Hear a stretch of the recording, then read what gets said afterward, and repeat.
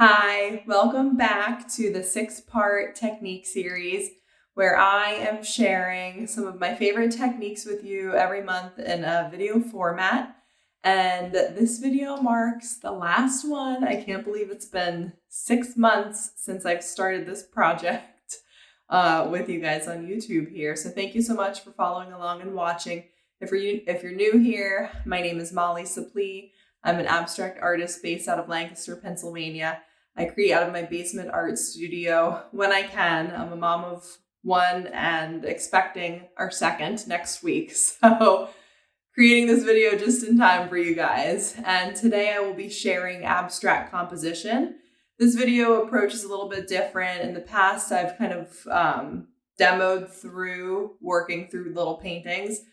Today, I'll just kind of be talking you guys through some of my finished pieces, a few that I have available on my website right now that I think are really strong compositionally and why they work, and certain things to just pay attention to when you are creating your abstract paintings.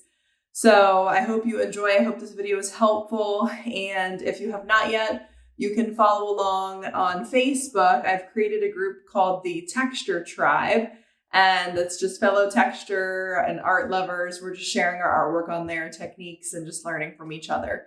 So please join me over there. I will link everything below, but if you have any questions, you can also just comment below as well. So I hope you enjoy the abstract composition video. When you are thinking about the abstract composition of your painting, whether you're trying to plan it out or work intuitively, the biggest thing you want to think about is differences in your painting. So what I mean by this is, and I'm actually kind of pulling this from Nicholas Wilton. If you're not familiar with him, I highly recommend looking at him. He's an amazing artist and art teacher. Art to Life is his brand, and his name is Nicholas Wilton. He talks a lot about tension, having tension in your artwork, a push and pull, the quiet noise, the loud noise. So giving full credit to him on this. He really helped me think about this a lot in my work. But tension / differences is, I would say, the most important thing when you're thinking about composition. So, for example, if you have a painting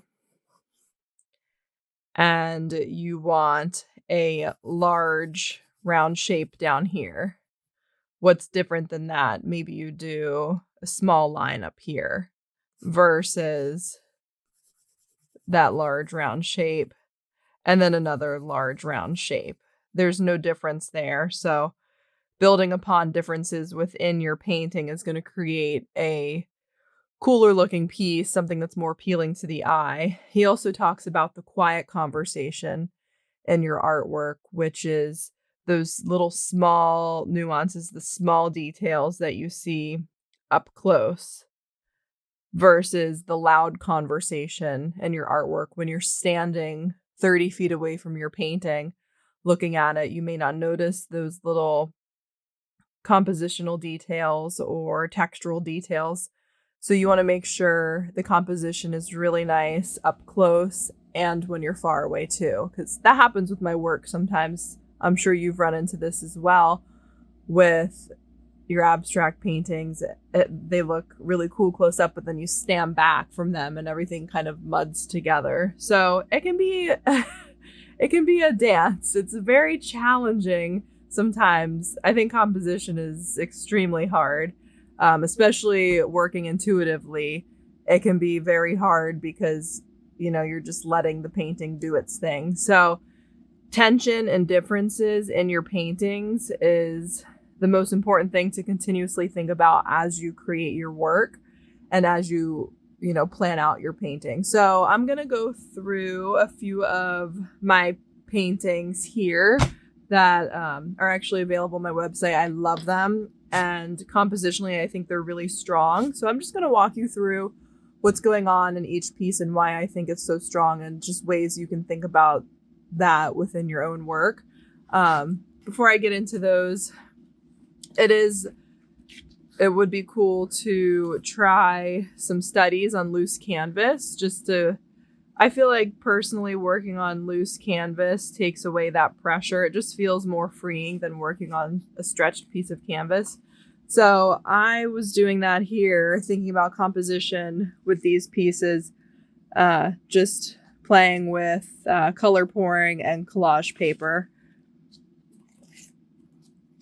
So that could be something, a fun activity for you to start with. Just test out on some loose canvas, some different ways you can paint pour or collage or whatever your techniques you enjoy doing. So I will pull over these 3 paintings so we can take a look at them. I will apologize. My belly is going to be a little bit in the way as I'm walking through. I'm due with my second baby next week, so ignore my belly sticking out. So this piece here, I think, is very strong compositionally because it has the differences. It has that tension that we talked about.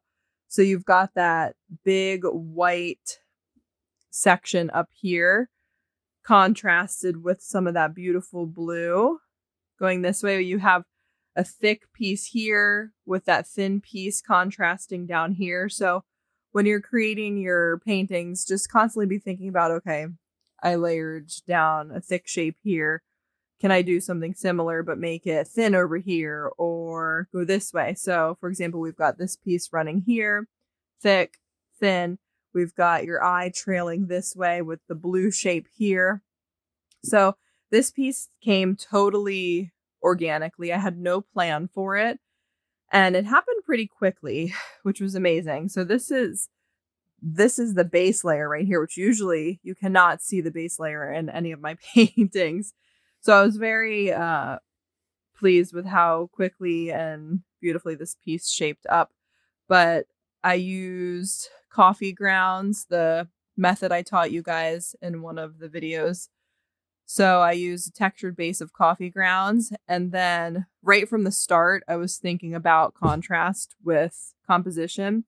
And I laid down some overlapping shapes going in opposite ways and then just kind of built upon that. So maybe because I was thinking about it right from the get-go, which I usually am not, that kind of helped. And then I layered on some collage paper and paint and limestone powder, and some of the beautiful texture peeks through there. Then we'll look at another piece. Same thing with this one. This one came together pretty smoothly as well. This is more of a landscape vibe. And this, I think, works so well because we have contrast in color.